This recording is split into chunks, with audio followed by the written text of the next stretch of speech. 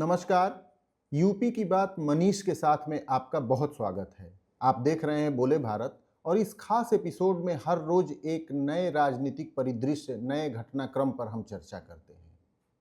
आज हम इस एपिसोड में चर्चा करेंगे कि 2027 के यूपी विधानसभा के चुनाव के लिए पार्टियों की क्या तैयारी है और कौन से नए गठजोड़ उभर कर सामने आ सकते हैं।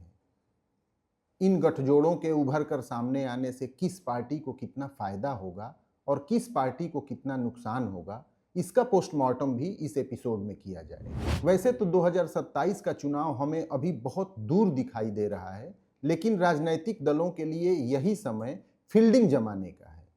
भारतीय जनता पार्टी की कोशिश है कि किसी भी हाल में सरकार को बरकरार रखा जाए। हैट्रिक लगाने की उसकी पुरजोर कोशिश रहेगी। वहीं दूसरी तरफ अखिलेश यादव के लिए ये चुनाव जीने मरने से कम नहीं है। पिछले 10 सालों से वे सत्ता से दूर हैं। ये जरूर है कि 2024 के लोकसभा चुनाव में उन्हें अच्छा बाउंस बैक मिला था। यूपी की कुल 80 लोकसभा की सीटों में से अकेले सपा को 37 सीटों पर जीत मिली थी।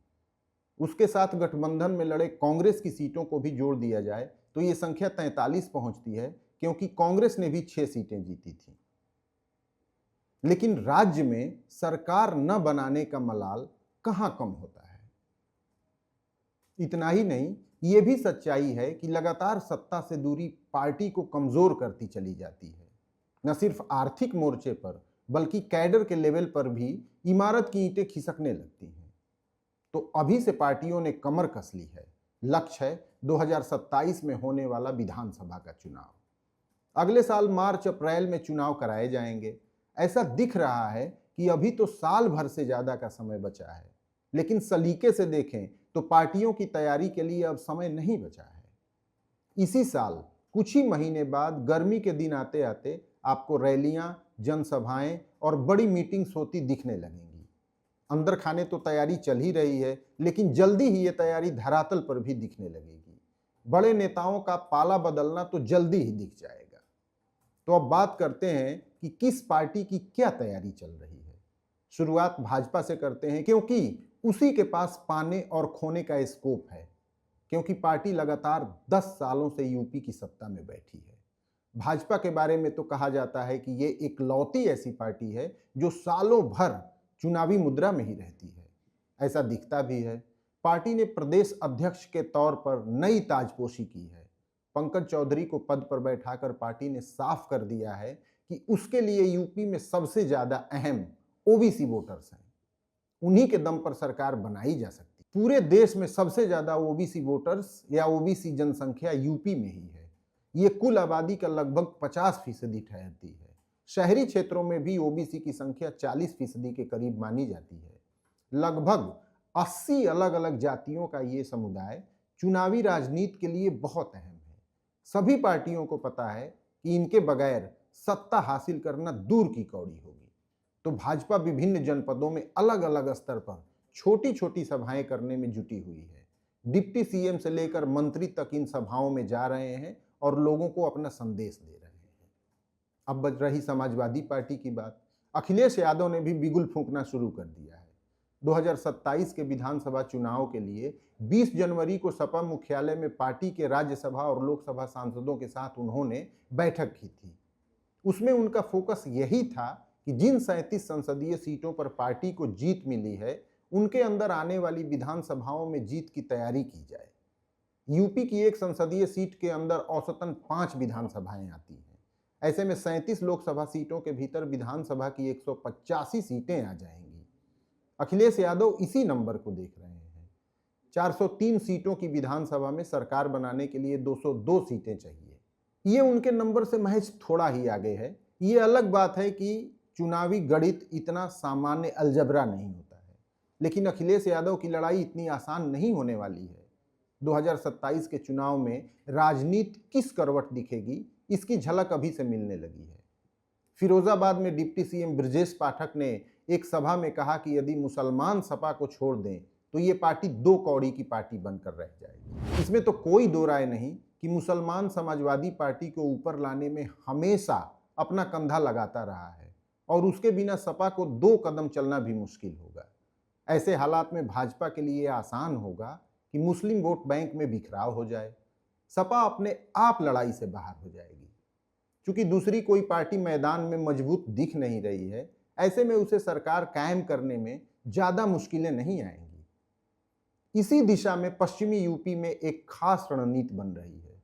मैं ये तो नहीं कहता कि इसके पीछे भाजपा का दिमाग है या सब कुछ भाजपा करा रही है, लेकिन जो रणनीति बन रही है उसके अमल में आने से भाजपा को फायदा जरूर होगा। पश्चिमी यूपी में चंद्रशेखर आजाद रावण अपनी पार्टी को तेजी से विस्तार देने में लगे हैं।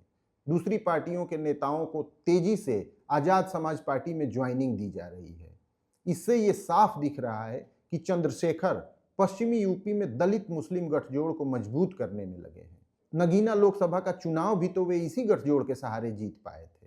हाल ही में बिजनौर के कांग्रेस के जिलाध्यक्ष रहे शेरबाज पठान ने आजाद समाज पार्टी ज्वाइन की है। ऐसे कई उदाहरण और मिल जाएंगे। चंद्रशेखर के बारे में इस बात की चर्चा भी निकल कर आ रही है कि वे 2027 के चुनाव में असदुद्दीन ओवैसी की पार्टी AIMIM से गठजोड़ कर सकते हैं। हालांकि ऐसे गठबंधन की चर्चा लगभग हर चुनाव में सुनने को मिलती है, लेकिन यूपी के किसी भी चुनाव में अब तक दोनों साथ मिलकर चुनाव नहीं लड़े हैं। दोनों के बीच ये अलगाव अब धीरे धीरे दूर होने लगा है। हाल ही में हुए बिहार विधानसभा का चुनाव दोनों ही पार्टियों ने मिलकर लड़ा था। चंद्रशेखर को तो कोई सीट नहीं मिली, लेकिन ओवैसी फिर से 5 सीटें जीत गए। इसीलिए इन कयासों में दम दिखाई देने लगा है कि हो न हो दोनों पार्टियां साथ मिलकर यूपी का चुनाव भी लड़ सकती हैं। और तो और प्रदेश के कद्दावर मुस्लिम नेताओं को भी अपने पाले में लाने के लिए चंद्रशेखर आजाद रावण प्रयत्नशील हैं। तो क्या चंद्रशेखर रावण और ओवैसी सिर्फ भाजपा को फायदा पहुंचाने के उद्देश्य से अपने सभी राजनीतिक समीकरण साध रहे हैं?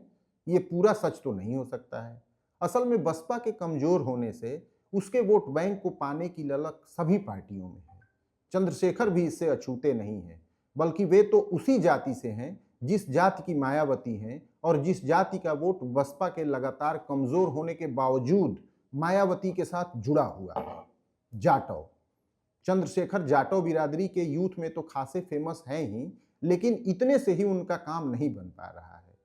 वे जाटवों को तो साथ लेना ही चाहते हैं, लेकिन पूरे दलित समाज के अगुआ भी बनने को लालायित हैं।